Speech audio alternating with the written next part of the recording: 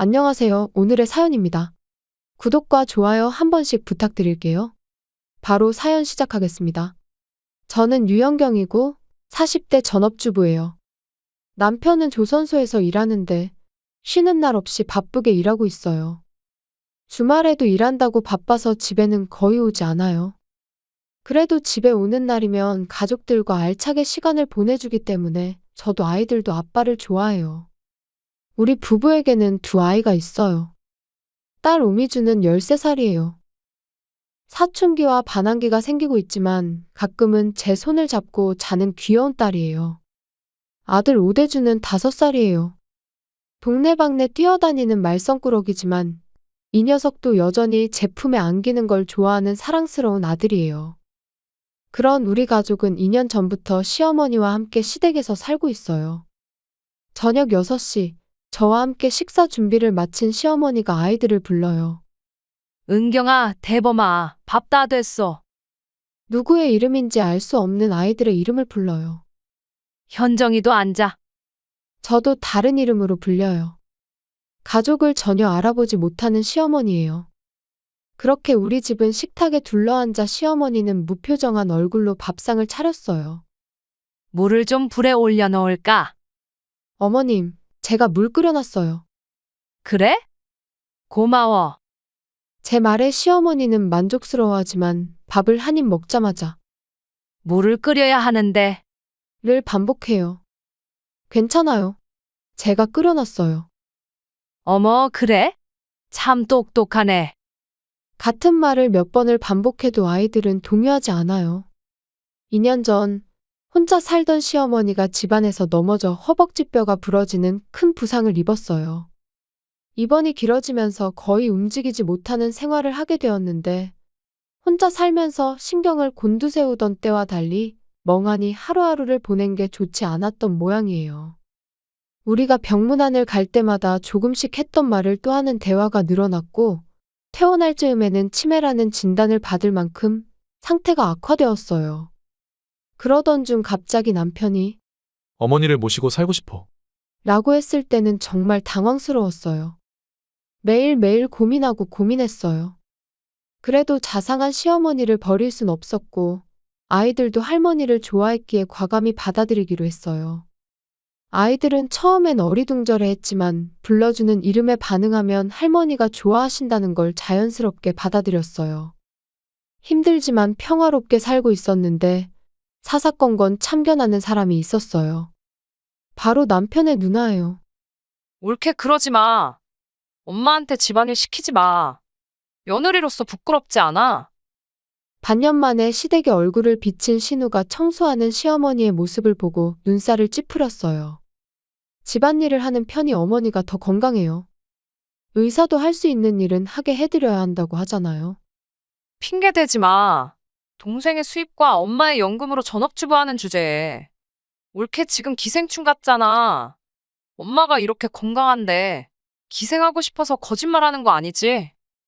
그럴 리가 없잖아요. 어쩌다 한 번씩 오시면서 뭘 안다고 그러는 거예요. 어머머. 됐어? 내가 말을 말아야지. 엄마, 좋아하는 약과 사왔는데 같이 먹자. 고마워요. 맛있겠네. 자기 딸을 만나서 기분이 좋아진 시어머니. 오늘 밤이면 분명 딸을 만난 것도 잊어버릴 텐데. 남편에게는 5살 위 누나뿐만 아니라 2살 위 형도 있어요. 즉, 3남매 중 막내인데도 불구하고 시어머니를 모시게 된 거죠. 시숙은 멀리 살고 신우는 시집간 처지라 어쩔 수 없지만 가까이 사는 남동생 가족이 알아서 해줘야지라는 태도는 늘 짜증났어요. 경제적으로나 도움의 손길이나 어떤 것도 해주는 게 없으면서 입만 나불대는 신우에게 푸대접을 받고 있다고 생각하니 불만이 쌓여갔어요. 그런 날이 계속되다가 제 일상이 한 번에 바뀌었어요. 남편이 세상을 떠난 거예요. 직장에서 쓰러졌다는 연락을 받고 급히 병원으로 달려갔을 때는 이미 늦었어요. 너무 갑작스러워서 눈물도 나오지 않았어요. 그 뒤로는 장례식과 아이들 돌보느라 정신없이 지내다 보니 어느새 한 달이 훌쩍 지나갔어요. 일상을 되찾기 위해 열심히 등교하는 아이들의 뒷모습을 바라보면서 이제 앞으로의 삶을 고민해야겠다는 생각이 들었어요. 남편이 돈을 많이 남겨줬지만 그것만으로는 살 수 없었어요. 무엇보다 지금 살고 있는 곳은 시댁이고 시어머니도 돌봐야 해요. 게다가 치매도 조금씩 심해지고 있어요. 시어머니는 아들이 죽었다는 사실을 이해할 때도 있고 잊어버릴 때도 있어요. 그래도 상실감이 있는 건지 아이처럼 펑펑 우는 날도 많았어요. 그런 시어머니를 두고 어디 나가지도 못하고 일도 못하고 저축한 돈을 까먹고 있었어요. 그리고 남편이 죽은 지 3개월이 지났을 때 갑자기 신우와 시숙이 찾아왔어요. 언제까지 우리 집에서 기생할 생각이야? 네? 간병과 아이들 돌보느라 지쳐있던 저는 순간 말문이 막혔어요. 그런 저를 노려보면서 시숙은 거들먹거리며 설교를 했어요. 엄마의 연금으로 살면 부끄럽지 않아요? 어머님 연금은 생활비 정도밖에 안 돼요. 거짓말. 시숙이 코웃음을 쳤어요. 동생의 장례식에 한 푼도 내지 않는 이 남자가 훨씬 더 부끄럽다고 생각하지만 말이죠. 신우는 방 안을 훑어보더니 저에게 명령했어요. 올케는 이제 남이니까 이 집에서 나가. 내가 엄마랑 같이 살 거야. 네? 예전에 형님이 못한다고 하지 않았어요? 아, 이제 괜찮아. 재수없는 남편이 바람을 피웠으니까 집에 들어와서 효도할까 싶어. 아이들도 다 출가했고. 얼마나 이기적인가요?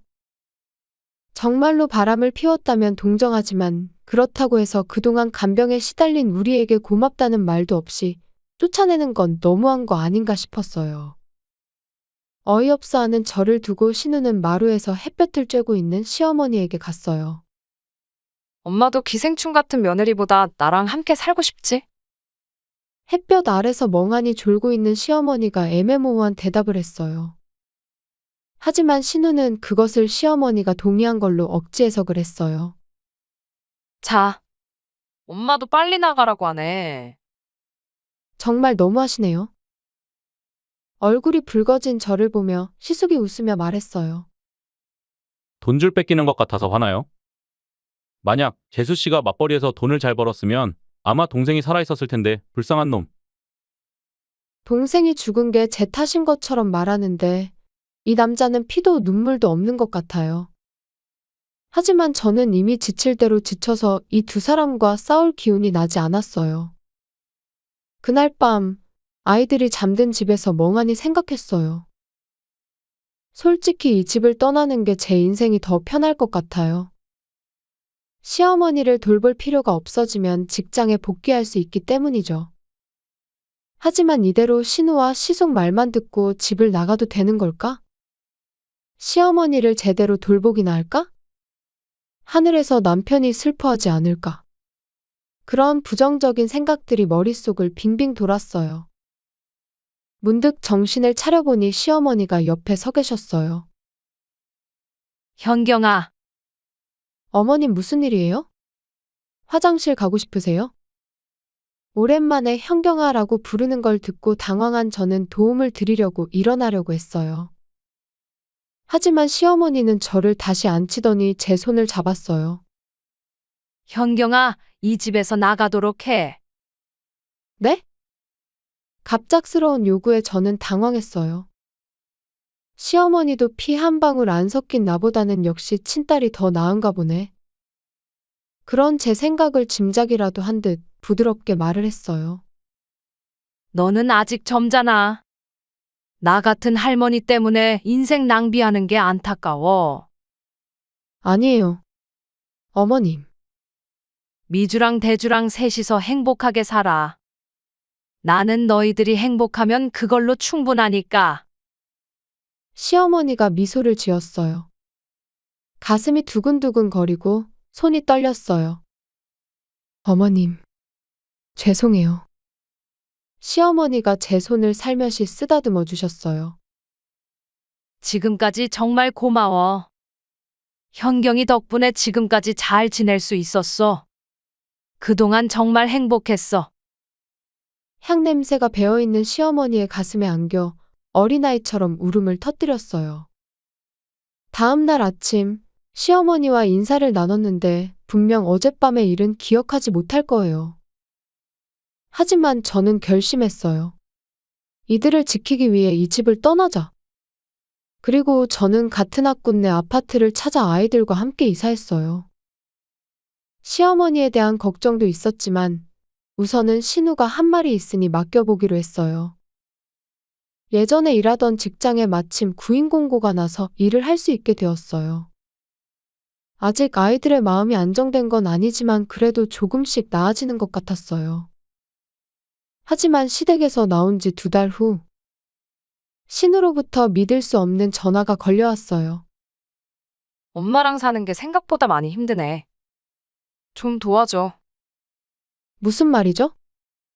엄마가 썩은 채소로 요리도 하고 빨래도 자꾸 말리는 걸 까먹어서 힘들어. 낮에 엄마 좀 봐줄래? 이게 도대체 무슨 뚱딴지 같은 소리인지. 제가 집안일 시킬 때는 난리 쳤으면서 본인도 똑같이 집안일을 시키고 있잖아요. 게다가 시어머니는 인지 능력이 계속 떨어져서 혼자서 집안일을 할 수 있는 게 아닌데 말이죠. 치매에 걸린 시어머니를 가정부로 삼으려고 같이 살겠다고 한 건가? 정말 말도 안 되는데? 형님이 옆에서 집안일을 도와주면 되잖아요. 응? 나는 바빠. 일도 안 하시고 집에만 계시면서 바쁠 게 뭐가 있어요? 저는 회사 때문에 못 도와드려요. 오후에 출근하는 곳으로 구하면 안 돼. 아니면 간병 휴가라도 받던지. 네 남편의 어머니를 남의 일로 치부하는 건 너무 심한 것 같지 않아? 형님이 저는 이미 남이라고 말했잖아요. 그건 남의 손에 의지해야 할 정도면 능력이 부족하신가 봐요. 적어도 남에게 의지할 생각이면 보상이라도 제대로 해주세요. 그러면 일로 생각하고 할 테니까요. 너 정말 돈에 환장한 여자구나. 다시는 너한테 부탁하나 봐. 그렇게 내뱉고 일방적으로 통화를 끊어버린 신우에게 기가 막히면서도 예전보다 제대로 반박할 수 있게 된 자신에게 안도했어요. 시어머니가 신경 쓰이긴 했지만 여기서 원하는 대로 해줬다간 신우에게 이용만 당할 거예요. 신우도 자존심이 있을 테니 당분간은 시어머니를 나쁘게 대하지 않겠죠. 그 사이 저도 생활을 정리하면서 어떤 준비를 시작했어요. 그로부터 3개월 후, 신우의 부름을 받고 레스토랑에 갔더니 부스스한 머리에 피곤한 얼굴로 멍한 눈으로 앉아 있었어요. 엄마가 이렇게 힘든 상태라는 말을 왜 말해주지 않았어? 왜냐면 제 말을 안 들어주셨잖아요. 신우는 울상을 지으며 입을 다물었어요. 그리고는 혼잣말을 중얼거리더니 결심한 듯 가방에 손을 집어넣었어요. 그리고 두툼한 봉투를 꺼내더니 제게 던져주었어요. 이거 줄 테니까 도와줘. 네? 돈 주면 도와줄 거 아니야. 도움을 청하면서도 잘난 척하는 신우가 기가 막혀서 봉투의 내용물을 확인해 보니 5만 원짜리 지폐가 50장 정도 들어있는 것 같았어요. 그럼 이건 성금이라고 생각해도 될까요? 뭐? 일주일에 5, 6일 정도 다닌다고 하면 대략 연봉 3천만 원 정도로 생각하세요? 그리고 만약에 같이 살길 원한다면 돈을 더 주셔야 하는데 어떻게 하시겠어요? 제 물음에 신우가 입을 삐쭉 내밀었어요. 그리고 얼굴을 붉히며 소리쳤어요. 너 사람이 힘들어하는 걸 보고 어떻게 그렇게 많은 돈을 달라고 할 수 있어? 사람의 피가 흐르지 않는 거야? 악마 같은 이라고. 악마 같아 보여요? 저는 먹여 살릴 아이들도 있고 봉사활동을 할 이유가 없어요. 이제 알겠어요? 제가 시어머니와 남편에게 기생하는 전업주부가 아니란 걸. 그리고 저를 고용하는 것보다 시설에 넣는 게 더 저렴할 거예요. 그건 엄마가 불쌍하잖아. 아니, 불쌍하다고요? 제 생각엔 지금보다 더 불쌍한 상황은 없을 것 같은데요. 전문가에게 맡기는 게 더 안전하고 여러모로 좋은 거죠. 그렇게 하면 친척들이 어떻게 생각하겠어. 그리고 연금이 어이가 없네요. 결국 체면과 돈이 중요한 거였네요. 아주버님한테서 위자료 안 받았어요? 바람 피웠다면서요. 그게 말이야. 어라, 안 받았어요? 형님은 대인배시네요. 아니면 사실 바람 피운 건 형님인 거 아니에요? 아마 신우는 어머니 간병해야 해 라면서 남편이 청구한 이혼과 위자료를 피하고 있는 것 같았어요. 역시 의지할 수 있는 건 가족 아닌가요? 아주버님한테 도와달라고 하는 게 어떨까요? 혈육이니까 저 같은 남보다 훨씬 더 잘 도와주지 않을까요? 시어머니를 위해서 어떤 게 최선인지 사이좋은 남매끼리 잘 의논해 보세요. 더 이상 이야기하면 가게에 민폐가 될 것 같아 자리를 떴어요. 그 후 신우는 한동안 참다가 한계에 이르러서 시어머니를 데리고 동생 집으로 달려간 것 같아요. 아주버님 가족은 시어머니 간병을 놓고 벌어지는 형님과 아주버님의 살벌한 싸움에 질려버렸고, 결국 아주버님은 시어머니의 요양원 입소 비용은 자신이 부담할 테니 이 집에서 나가라며 신우와 시어머니를 내쫓았다고 해요. 남편의 일주기가 다가올 무렵 통통했던 신우는 살이 많이 빠진 듯 했고 시어머니를 시설에 넣기로 했다고 제게 전했어요. 시어머니는 드디어 마지막 보금자리를 얻었고 저도 시어머니를 만날 수 있었어요. 이제부터는 평온한 마음으로 시어머니와 대화할 수 있게 되었어요. 이것이 제가 아이를 키우면서 할 수 있는 최대한의 보답이었어요. 저도 모르게 눈물을 흘리는 제 손을 시어머니가 부드럽게 문질러줬어요. 슬픈 일 있어? 괜찮아. 다 잘 될 거야. 아무 일도 아니에요. 자주 놀러 올게요. 제가 웃자 시어머니도 웃었어요. 신우는 이제 시어머니의 간병에서 벗어났지만 시어머니의 연금이 없어져서 생활이 궁핍한가 봐요.